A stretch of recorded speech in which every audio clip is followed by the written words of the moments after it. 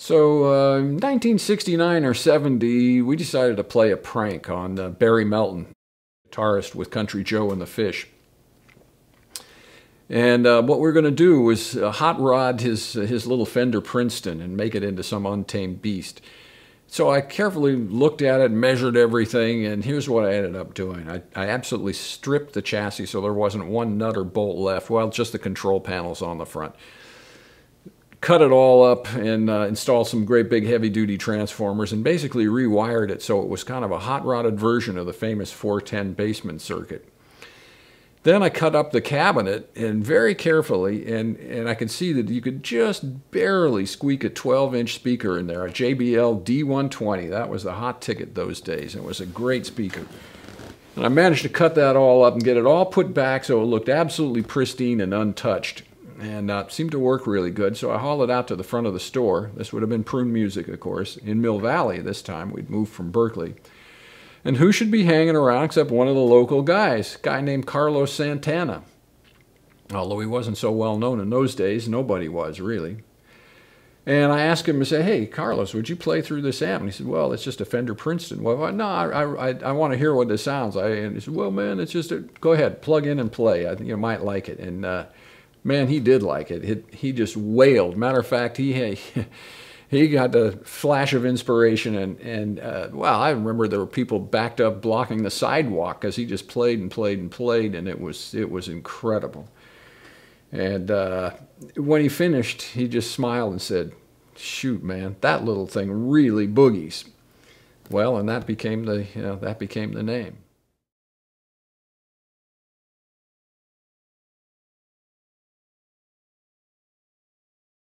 I always liked building things and fixing things, and so when I needed to augment the paltry income the store was providing, I moonlighted a couple other gigs. And this is how I started getting the funding together to buy some transformers to actually start producing my own amplifiers. So one of the gigs was jacking up old houses in the area. Mostly they were kind of like summer cabins.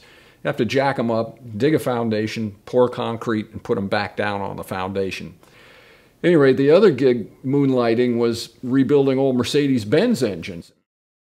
At any rate, I needed some professional sounding name as an umbrella corporation so that I could buy ready-mix trucks full of concrete, pistons and bearings and camshafts and so forth from Mercedes-Benz, as well as electronic parts and transformers. Boogie Engineering didn't sound quite right, so I kind of on the spot I made up this name of Mesa Engineering. It didn't really stand for anything in particular. It was just I needed a name right at the last minute. And that was the umbrella that had this kind of familiar ring of professionalism. You'd call up and say, "Yeah, this is Mesa Engineering and we need to order thus and so."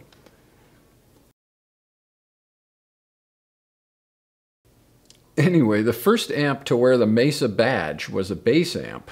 It was a snakeskin covered, I think I called it the Mesa 450. That's what it was. Again, after Mercedes. That's when they'd just come out with a 450 SL. And this amp was made for a friend of mine, Patrick Burke. Well, he became such a good friend that I actually sort of gave him my partnership in Prune Music after I managed to get full-time on just building amplifiers. Around 1973, I finally was able to concentrate on building amplifiers and laying aside all that other stuff.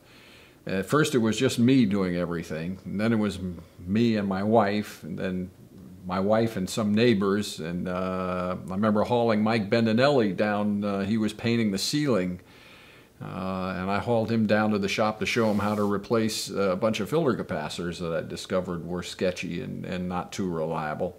Of course, he's still with us now, decades later. And I guess you could say it was evolving into a true cottage industry in that other people would prepare little sub-assemblies like the foot switch box and shielded cables and so forth, and then they would deliver them to me and I'd put the whole thing together into a finished amplifier. It was pretty amazing. One day I remember coming back from my daily exercise, which consisted of walking up the mountainside with the dogs. And when I came back down through the redwoods, I stopped just for a second. It was a beautiful sunny day, and down there on the deck, there were the girls stuffing circuit boards, sitting in the sun with their tops off. And to me, it was just an indication of what a perfect job this had evolved into. Perfect for me, at any rate. I mean, on one hand, I guess you could say it was hippie bliss, and in a way it was, because it was so idealistic, and it actually worked that way. You know what? And I imprinted in my mind at that time to not get too big, not get too ahead of it. Don't think about making this some giant business or any of that stuff. Just try to keep that creative, really kind of down home, almost extended family kind of feeling about the whole thing.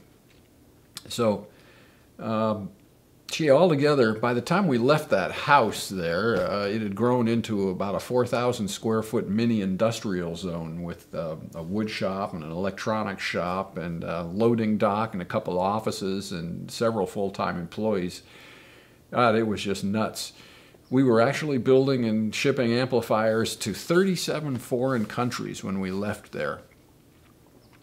In fact, it's a good point right now. That was the end of the Mark I era at the house in Lagunitas. It's a good point to stop and give thanks to everybody that was involved back then. And that includes all the musicians, for sure, who took a gamble, trusted us with their cash and with their tone to deliver them hopefully a little piece of magic.